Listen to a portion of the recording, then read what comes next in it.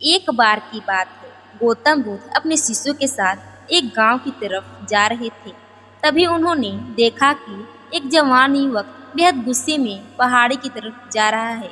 बुद्ध उसे देखते ही समझ गए कि या तो ये किसी की हत्या करने जा रहा है या फिर आत्महत्या करने। वह युवक जैसे ही पहाड़ी से कूदने जा रहा था कि तब गौतम बुद्ध ने तुरंत उसका हाथ पकड़ उसे खींच लिया। ये देख वह युवक बोला, आप मेरा हाथ छोड़ दें। मेरा ये जीवन है, मैं जो चाहे इसके साथ कर सकता हूँ। आप मुझे नहीं रोक सकते।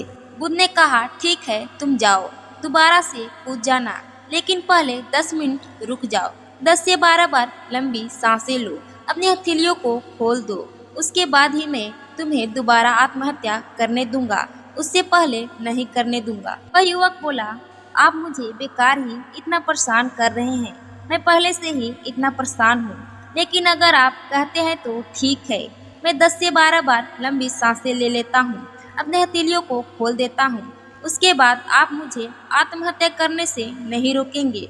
वह जवान युवक ने अपनी आंखें बंद की, 10 से 12 बार लंबी सांसें ली और अपने हथेलियों को खोला और फिर धीरे धीरे अपनी आंखें खोली। फिर महात्मा बुद्ध ने कहा, ठीक है, अब तुम जा सकते हो। वह युवक पहाड़ी की तरफ गया। उसने जैसे ही कदम आगे बढ़ाया, पहाड़ी के नीचे देखा और वह पीछे हट गया और वापस जाकर बुद्ध के पैरों में गिर गया और बोला, आप कौन है? आपसे तेजस्वी व्यक्ति मैंने आज तक नहीं देखा है। अभी मेरे साथ क्या हुआ है, क्या आप मुझे बता सकते हैं? कुछ वक्त पहले मैं इस पहाड़ी से कूद जाता, लेकिन अब एक भय उत्पन्न हो गया है। बुद्ध मुस्कुराए और बोले, जब तुम पहाड़ी से कूदने वाले थे तब तुम्हारे अंदर क्रोध था।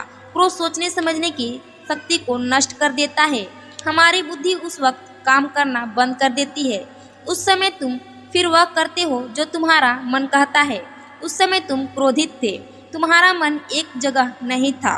उस समय तुम खुद को खत्म कर देना चाहते थे, लेकिन जब तुमने अपनी आंखें बंद करके लंबी लंबी सांसें ली और अपनी हथेलियों को खोला, तब तुम्हारा दिमाग और मन दोनों शांत हो गया और तुम्हारी नकारात्मक ऊर्जा सकारात्मक ऊर्जा में बदल गया, जिसके कारण तुम्हारी बुद्धि को नियंत्रण प्राप्त हुआ और तुम सही निर्णय लेने में सक्षम हो सके।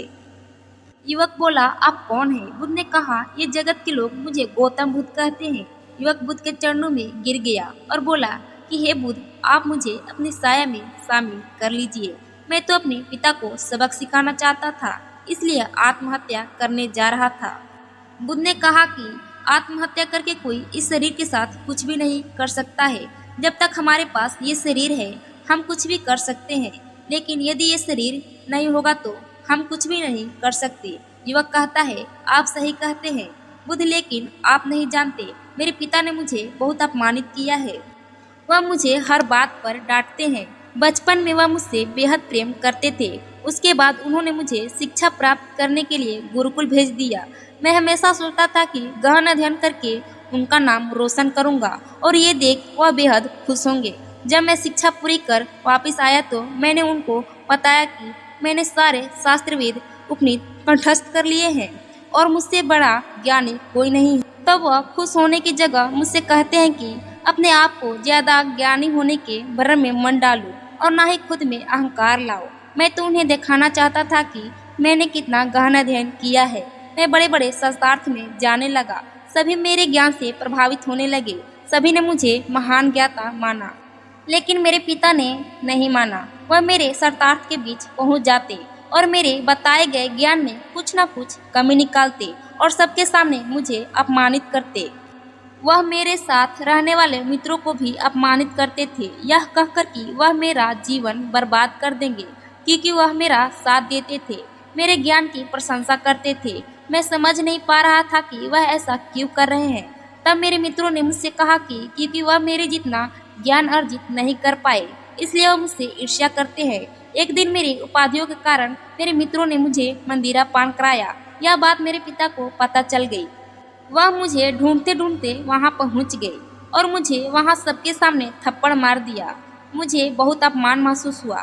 तब मैंने तय किया कि मुझे मेरे पिता को सबक सिखाना है और मैं यहाँ आत्महत्या करने आ गया, क्योंकि एक पिता के लिए इससे बड़ा सबक क्या होगा। जब वह अपने बेटे की अर्थी को उठाएंगे तब उन्हें एहसास होगा कि उन्होंने क्या गलती की है। यह सब सुन बुद्ध मुस्कुराए और बोले, मुझे तुम एक बात बताओ, जो ज्ञान तुम्हें आत्महत्या करने के लिए प्रेरित करे तो वह ज्ञान किस काम का, वह कहाँ से अच्छा हुआ जो तुम्हें एक गलत काम को करने से नहीं रोक पा रहा। युवक ने कहा, आप सही कहते हैं बुद्ध, अब मैं खुद अज्ञानी सा महसूस कर रहा हूँ। आप मुझे अपने शरण में ले ले, मैं आपसे ज्ञान प्राप्त करना चाहता हूँ। बुद्ध ने कहा, तुम मेरे साथ 4 दिनों तक रहना और उसके बाद अपने पिता के पास जाना। अपने पिता के घर तुम मध्यरात्रि के बाद जाना और बिना किसी हलचल के चुपचाप भीतर जाना, तब तुम्हें जीवन का सबसे पहला ज्ञान मिलेगा। वह युवक 4 दिन तक बुद्ध के पास रहा और उसके अगले दिन पिता के पास चला गया। जब वह मध्यरात्रि को अपने घर पर पहुंचा तो उसने देखा कि उसकी माता बिस्तर पर बीमार पड़ी है और युवक के पिता से कहती है कि तुम्हारे शक्ति के कारण आज मेरा बेटा मुझसे दूर है। अगर तुम इतने सख्त नहीं होते तो वह आज घर छोड़कर नहीं जाता। वह युवक अपने पिता की तरफ देखता है। वह देखता है कि जिनकी आंखों में आज तक आंसू नहीं देखे थे वह नम आंखों के साथ बैठे हैं। उसके पिता कहते हैं, मैं उसे दुख नहीं देना चाहता था, उसके अंदर अहंकार न आए उसे दूर करता था, तभी उसके अंदर की कमियों को वहां जाकर बताता था ताकि मुझे सुन कोई और भी उसके कमियों को बता सके और उसे अपने ज्ञान पर घमंड ना हो, क्योंकि व्यक्ति का अहंकार उसे हमेशा ले डूबता है। लेकिन उस भीड़ में मेरे सिवा कोई नहीं होता था जो उसको उसकी गलतियों के बारे में बता सके। तब मैंने तय किया था कि मैं उसे उसकी गलतियों से अवगत कराऊंगा, लेकिन वह मेरी ना सुन हमेशा अपने मित्रों की सुनता था। और एक दिन जब उसने मंदिरा पान किया तब मेरा दिल बहुत दुखा और तब मुझे लगा कि शायद मेरे ही परवरिश में कोई कमी थी। मैं ही एक अच्छा पिता नहीं बन सका जो मेरे बेटे ने ऐसा किया। लेकिन तुम चिंता मत करो, उससे कहीं से भी मैं ढूंढ कर ले आऊँगा। जितना प्रेम तुम करती हो उससे ज़्यादा मैं उससे करता हूँ।